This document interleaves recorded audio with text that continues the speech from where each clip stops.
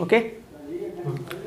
Hey guys, आप सभी का स्वागत है हमारे इस YouTube channel Dhanbad maths academy में। और आज के क्लास में हम लोग, जैसे कि आप लोग पढ़ रहे थे ring theory and linear algebra 1, तो उसी पेपर से रिलेटेड आज हम लोग एक नया टॉपिक पढ़ने वाले हैं, सब रिंग। जैसा कि पिछले क्लास में हमने पढ़ा था इंटीग्रल डोमेन और फील्ड से रिलेटेड कुछ थ्योरम्स पढ़े थे और वो चैप्टर हमारा कंप्लीट हो गया था। तो ये रिंग थ्योरी का एक नया चैप्टर भी कह सकते हैं आप इसको, जो कि एक सब रिंग है। और ये टॉपिक बहुत ही ज़्यादा इंपॉर्टेंट होगा, आपको सैम 6 में भी इस टॉपिक से रिलेटेड बहुत सारे पोर्शंस पढ़ने हैं, तो इसलिए इस टॉपिक को बहुत ध्यान से देखेंगे। ठीक है, इस टॉपिक में आपको सबसे पहले पढ़ना है कि सब रिंग होता क्या है, और इसी चैप्टर्स में आपको पढ़ने हैं सब रिंग से रिलेटेड बहुत सारे थ्योरम्स। ठीक है, चलिए तो हम सबसे पहले शुरुआत करते हैं और समझने की कोशिश करते हैं कि सब रिंग होता क्या है और सब रिंग का प्रॉपर डेफिनेशंस क्या है। तो हम लोग सबसे पहले स्टार्ट करेंगे कि आखिर सब रिंग का डेफिनेशन है क्या, और हम लोग सब रिंग कहते किसे हैं। इस चीज़ को समझे इससे पहले आप लोग से एक क्वेश्चन होगा जो कि हमने पहले क्लास में ही डिस्कस कर रखा है कि रिंग क्या होता है। ठीक है, रिंग मैंने आप लोगों को बहुत अच्छे से समझाया कि किसी भी नॉन एम्प्टी सेट को किसी बाइनरी ऑपरेशंस के रिस्पेक्ट में हम लोग रिंग कहते हैं, या फिर किसी अलजेब्रिक स्ट्रक्चर को रिंग कहते हैं। दो चीज़, आप दो तरीके से रिंग को डिफाइन कर सकते हैं, क्योंकि या तो आप किसी नॉन एम्प्टी सेट को, समझिए बात, किसी नॉन एम्प्टी सेट को किसी ऑपरेशंस के रिस्पेक्ट में रिंग कह सकते हैं, या दूसरे तरीके से ये कि ये अलजेब्रिक स्ट्रक्चर रिंग है। कब रिंग होता है? जब ये एडिशंस के रिस्पेक्ट में कुछ ऑक्सियम सेटिस्फाई कर जाए, मल्टीप्लिकेशंस के रिस्पेक्ट में कुछ ऑक्सियम सेटिस्फाई कर जाए, और एडिशन एंड मल्टीप्लिकेशन टुगेदर इन दोनों के रिस्पेक्ट में कुछ ऑक्सियम सेटिस्फाई कर जाए, तब ये नॉन एम्प्टी सेट इस बाइनरी ऑपरेशंस के रिस्पेक्ट में रिंग कहलाता था। ठीक है, अगर मैं आप लोगों से पूछूं कि ये R जो नॉन एम्प्टी सेट है, ध्यान रखना है ये रिंग हो सकता है या नहीं हो सकता। अगर ये क्राइटेरिया को होल्ड करता है, एडिशंस के रिस्पेक्ट में ऑक्सियम्स, मल्टीप्लिकेशन वाले ऑक्सियम्स, तो ये रिंग हो सकता है बिल्कुल। अगर आपसे ये बोला जाए कि R एक रिंग है, ठीक है, यहाँ पे बहुत अच्छे से समझना है कि अगर R एक रिंग है तो जरूरी किसी न किसी बाइनरी ऑपरेशन के रिस्पेक्ट में रिंग होता होगा। समझना है कि अगर आपसे कोई ये कह रहा है कि R एक रिंग है तो आपके दिमाग में क्या आना चाहिए। हमने बता रखा है कि R जो होता है सबसे पहले एडिशंस के रिस्पेक्ट में 5 ऑक्सियम सेटिस्फाई करते हैं, और ये 5 ऑक्सियम सेटिस्फाई करने से ही क्या हो जाता है, R रिंग होगा। लेकिन अगर सबसे पहले ये सेटिस्फाई करता है तो R एक abelian group with respect to addition होगा। ये बात ध्यान रखना है कि अगर R रिंग होगा तो इतना सारा ऑक्सियम सेटिस्फाई करेगा, और सिर्फ यही ऑक्सियम सेटिस्फाई करने से R क्या हो जाता है, एक अबेलियन ग्रुप कहलाता है। तो अगर मैं ये कह रहा हूँ कि R एक रिंग है तो सबसे पहला क्या हम कंक्लूजन निकाल सकते हैं कि R एक अबेलियन ग्रुप है विथ रिस्पेक्ट टू एडिशन। ठीक है, दूसरा कंक्लूजन हम ये निकाल सकते हैं कि R अगर रिंग है तो सबसे पहले वो एक नॉन एम्प्टी सेट होगा। ये कह सकते हैं कि अगर R एक रिंग है तो सबसे पहले वो एक सेट होगा। ठीक है, और अब आपको पता है कि R अगर रिंग है और वो सेट है तो सेट का हम लोग सबसेट तो निकाल ही सकते हैं, क्योंकि आपको पता है कि किसी भी सेट के कम से कम 2 सबसेट होते हैं। एक वो सेट खुद अपने आप का सबसेट होता है, और दूसरा नल सेट जिसमें कोई भी एलिमेंट नहीं होते। मीन्स कि किसी भी सेट का आप सबसेट निकाल सकते हैं, और सबसे मिनिमम नंबर ऑफ सबसेट जो होते हैं वो 2 होते हैं, 2 से ज़्यादा भी सबसेट हो सकते हैं। तो देखिए R हमने कहा R एक रिंग है, और इस रिंग को आप क्या कह सकते हैं कि वो सेट होगा, और अगर ये सेट है तो इसका सबसेट हम लोग ले सकते हैं कि नहीं ले सकते हैं। ऑब्वियस है कि अगर वो सेट है तो सबसेट ले सकते हैं। हम मान लेते हैं कि इस R का सबसेट है S। चूंकि मैंने कहा आपको कि R एक रिंग है, तो रिंग है तो भाई किसी ऑपरेशंस के रिस्पेक्ट में ही रिंग होगा। हमने अच्छे से डिस्कस करा है, और मैंने आपको यहाँ भी बताया कि अगर R एक नॉन एम्प्टी सेट है तो रिंग होने के लिए बाइनरी ऑपरेशंस के रिस्पेक्ट में सेटिस्फाई करनी चाहिए ऑक्सियम्स। तो R अगर रिंग है तो मान लेते हैं ये एडिशंस और multiplications, usual addition and usual multiplications के रिस्पेक्ट में रिंग है। ठीक है, हमने क्या किया, R नॉन एम्प्टी सेट से एक सबसेट लिया S, और अगर S भाई सबसेट है, सबसेट का मीनिंग क्या होता है, सबसेट भी तो अपने आप में एक सेट ही होता है, तो ये भी अब अपने आप में क्या है, S अपने आप में एक सेट है। और अगर ये सेट इसी बाइनरी ऑपरेशन के रिस्पेक्ट में रिंग हो जाए, समझिए बात को, S क्या है, अब एक सेट है, और ये सेट अगर सेम बाइनरी ऑपरेशन के रिस्पेक्ट में, जहाँ पे ये चीज़ रिंग है, सेम बाइनरी ऑपरेशन के रिस्पेक्ट में अगर रिंग हो जाए, तो इस चीज़ को हम क्या कह सकते हैं भाई, रिंग कह सकते हैं कि नहीं कह सकते। रिंग बिल्कुल कह सकते हैं। क्यों रिंग कह सकते हैं, क्योंकि एक सेट था, नॉन एम्प्टी सेट था, और ये एडिशन और मल्टीप्लिकेशन के रिस्पेक्ट में रिंग हो गया। ठीक है, लेकिन इन दोनों के बीच कनेक्शंस क्या है, ये पूरा का पूरा जो सेट है नॉन एम्प्टी सेट S है वो इसका सबसेट है। इसलिए चूंकि ये रिंग है और ये भी अपने आप में एक रिंग हो गया, तो हम लोग क्या कह सकते हैं कि ये जो रिंग है इसका सब रिंग है। सब रिंग क्यों है, क्योंकि ये जो सेट है इसका सबसेट है। समझ में आ रहा होगा कि सब रिंग होता क्या है।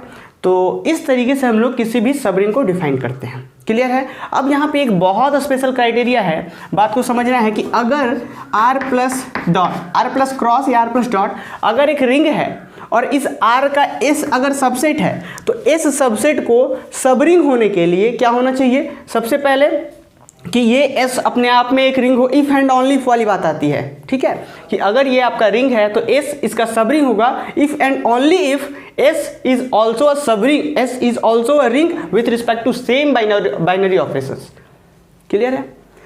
तो ये चीज़ें थी सब रिंग से रिलेटेड, और इसके बाद हम लोग डेफिनेशंस देखेंगे कि सब रिंग का प्रॉपर डेफिनेशंस क्या है। आशा है आपको ये चीज़ें समझ आ रही होंगी, क्योंकि देखिए ये जो सब रिंग है ये बहुत बड़ा टॉपिक नहीं है, लेकिन अगर आपको ये चीज़ें समझ नहीं आती, जब हम लोग इससे रिलेटेड थ्योरम्स करेंगे आगे, तब वहाँ समस्याएँ होंगी। ठीक है, चलिए अब हम लोग प्रॉपर डेफिनेशंस को देखते हैं।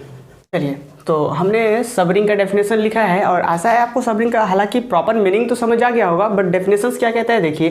डेफिनेशंस के लिए क्या कर रहे हैं हम लोग कि let R be a non empty set. ठीक है, हमने R को एक नॉन एम्प्टी सेट लिया, और इस तरीके से नॉन एम्प्टी सेट लिया, let R be a non empty set such that R plus cross is a ring. हमने R को इस तरीके से नॉन एम्प्टी सेट लिया कि ये R प्लस क्रॉस जो है वो एक रिंग हो जा रहा है। ठीक है, क्या लिया कि let R be a non empty set such that R plus cross is a ring and let S be a subset of R। हम क्या किए उसके बाद एक सबसेट ले लिए एस आर का, तो let S be a subset of R, then S plus cross, समझिए बात को, then S plus cross is a subring of this ring, is a subring of this ring if and only if. ये कब होगा? If and only if this is a ring. समझ आ रही बात? ये चीज़ें क्लियर हो रही होंगी, अभी मैंने आपको समझाया। चलिए एक एग्जांपल्स लेते हैं। तो ये डेफिनेशन, अच्छा, इफ़ एंड ओनली इफ का मीनिंग बहुत कुछ है। इफ़ एंड ओनली इफ का क्या मीनिंग हुआ कि ये चीज़ सब रिंग होगा कब? इफ़ ये चीज़ सब रिंग होगा इसका कब? जब ये चीज़ रिंग हो। समझ आ रही बात? इफ एंड ओनली इफ का मीनिंग ये होता है कि अगर ये चीज़ सब रिंग है इसका, ये चीज़ इसका सब रिंग है कब? जब ये चीज़ रिंग हो, और अगर ये चीज़ रिंग होगा तो ये सब रिंग होगा। इफ एंड ओनली इफ का आपको मीनिंग पता होगा कि if and only if both implies कहते हैं हम लोग, कि इधर से भी उधर जा सकते हैं, ये इसके लिए वो कंडीशन, उसके लिए ये कंडीशन। ऐसा ये चीज़ें तो क्लियर हो रही होंगी, क्योंकि हमने सैम 3 में भी इफ एंड ओनली इफ वाले बहुत सारे थ्योरम्स करे हैं। चलिए एग्जाम्पल्स की मदद से इस चीज़ को समझने का हम लोग कोशिश करते हैं। फॉर एग्जाम्पल हम क्या कर लेते हैं, हम मान लेते हैं, यहाँ पे हम लिखना उतना ज़्यादा पसंद नहीं करेंगे, आप लोग को समझाते हैं। क्या करते हैं हम लोग, एक सेट ऑफ इंटीजर्स मान लेते हैं विथ रिस्पेक्ट टू, देखिए हम लोग एक सेट ऑफ इंटीजर्स मान लेते हैं with respect to usual addition and usual multiplications. आप सभी को पता है कि set of integers with respect to usual addition and usual multiplications. अच्छा, ये यूजुअल एडिशन जो हम कह रहे हैं, यूजुअल एडिशन का क्या मीनिंग हो गया? यूजुअल एडिशंस का मतलब ये होता है कि जो आप लोग साधारण जो शुरू से अभी तक एडिशंस का मीनिंग यूज़ करते आ रहे हैं। समझाएं आपको कि जैसे 2 + 3 ये बात करते हैं, एक किसी भी नॉर्मल स्टूडेंट से पूछा जाए 2 + 3 तो ईजिली आप कह सकते हैं कि सिंप्लीफाई होगा, लेकिन यही चीज़ ऐसा बोल दिया जाए 2 + 3, यहाँ पे पता है कितना होगा? 1, क्योंकि यहाँ पे ये यूजुअल एडिशंस नहीं है, यहाँ पे एडिशन मॉड्यूलो 4 है। ठीक है, तो ये चीज़ें ध्यान रखनी है आपको। यूजुअल एडिशंस कहने का मतलब कि जो आप लोग साधारण जान रहे हैं, तो ये चीज़ समझिए कि एक set of integers with respect to usual addition and with respect to usual multiplications, ये जो आपका स्ट्रक्चर, ये रिंग होता है, कॉम्यूटेटिव रिंग विथ यूनिटी भी होता है, ये आप सभी को पता है। तो हमने एक क्या लिया यहाँ पे, नॉन एम्प्टी सेट आई लिया, और इस आई से हम एक सबसेट बनाते हैं, और वो सबसेट बनाते हैं ई। ई किसे रिप्रेजेंट कर रहा है? Set of only even integers. समझ आ रही?